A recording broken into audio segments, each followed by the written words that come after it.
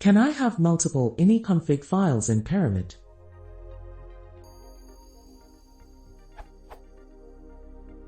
I'd like an equivalent of the Django 1 TrueWay settings layout, a shared base file, and then a production file and a development file, each of which import the shared base.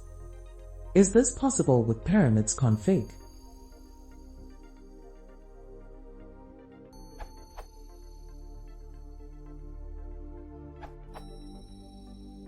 Yes, that's possible.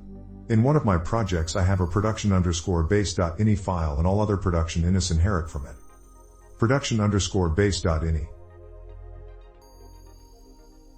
Production_www.ini.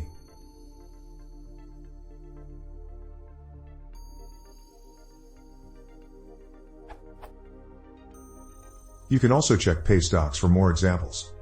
Side note, you can't inherit logging section though.